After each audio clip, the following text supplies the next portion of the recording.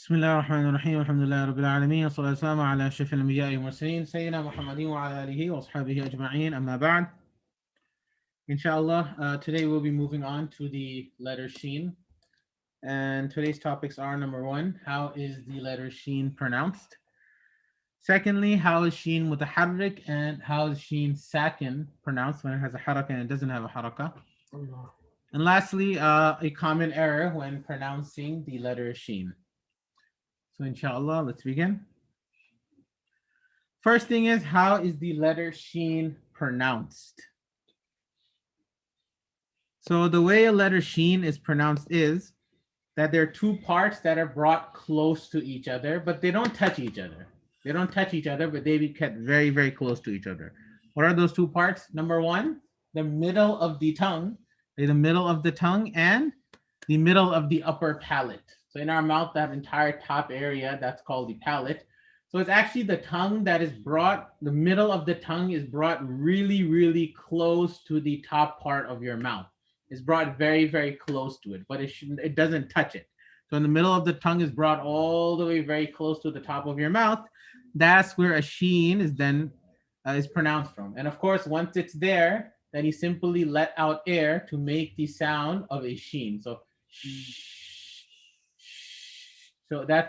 over here, as you can see on the picture of the right, the middle of the tongue is raised up till here or somewhere around here, and it's raised too close to the top part of the mouth, but it's not touching it. It's not touching it, but it's very close.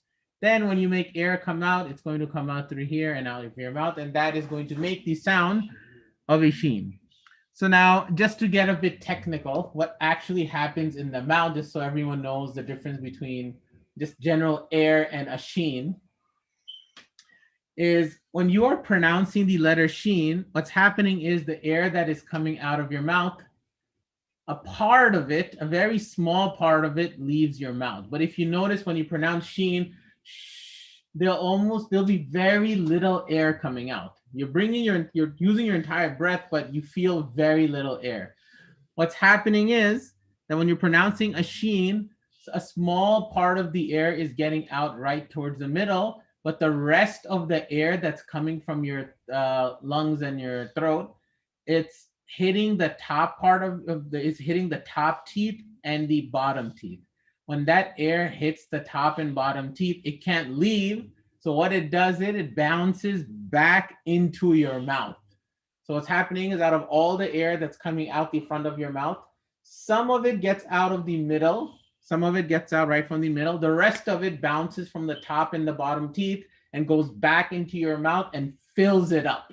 So that air goes back into your mouth, fills it up, and it disperses into your mouth. That's what creates the sound of the letter sheen. And you can actually feel this air too. When you say sheen, you're going to start feeling some vibrations on your actual tongue. What's happening is the air is bouncing back into your mouth. That's actually what's happening with sheen. So not all of the air gets out. And this dispersing of air in the mouth, when this air bounces back from the top and bottom teeth and goes back into your mouth and fills your mouth, in Tajweed, this whole process is called tafashi. Tafashi means when something spreads or fills. That's what it's called, tafashi.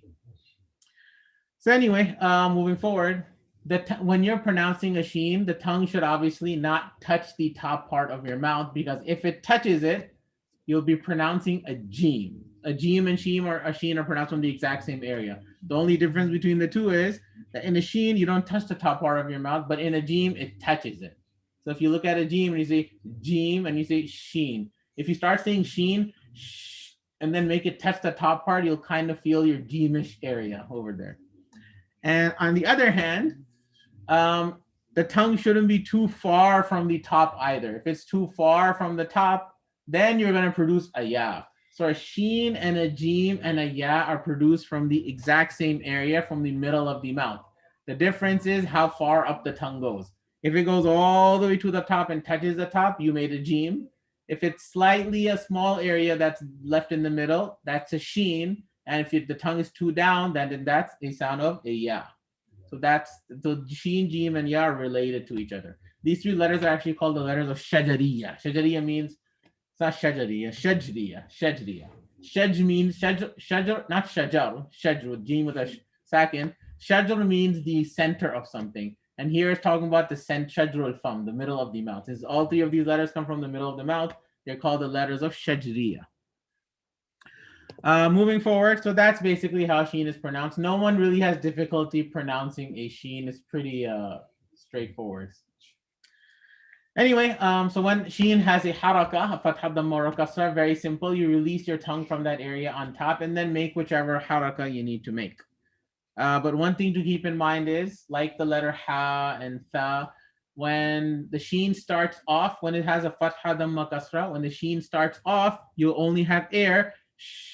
But the moment you say the haraka, vibrations will come in. So sha, sha, shu, she. So initially there's just air, which as mentioned before, that's called humps, where there's just air.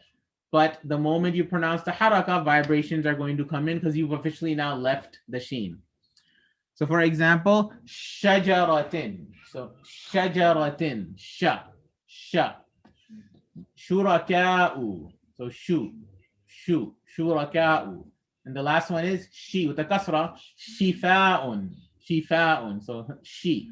So sha, shu, and she. They all start off with air, sh, and then they go into vibration. Sha, shu, she.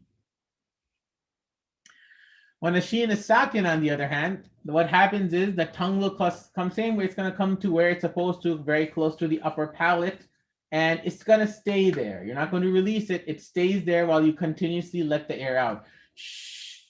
So it stays in that area on top, that small little area, and the air keeps coming out from the little area. And in this case, there will be no vibrations at all. It'll just be pure air, nothing else. So for example, yash'uruna, just air. There'll be no vibrations actually. You won't really feel many vibrations in your throat. So just yash'uruna, or the dhamma before it, mushriqina. So mushriqina. And then with the kasra, lisharibin, lisharibin. So that's sheen with the haraka and sheen when it's sakin. The final thing I wanted to mention was there's one error. It's not as common, and some people will not, when I tell them this error, they think they're not making it anymore, but when they go back home, they realize, oh, I am making this error. So there's an error that does happen with some people when it comes to sheen. It doesn't affect the actually kind of affects the pronunciation. When a sheen is pronounced, when we pronounce a sheen, what may happen is the lips may move slightly. The bottom lips from the corners may move slightly, but this movement is natural. No one should be moving their lips on purpose when pronouncing a sheen. No one should be moving their lips at all when pronouncing a sheen. It just comes out without movement of the lips. It's just the tongue going up and air coming out.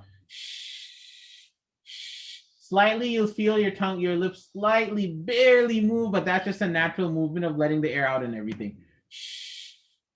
What happens with some people, though, is they move their lips forward and they make it round, kind of like a wow.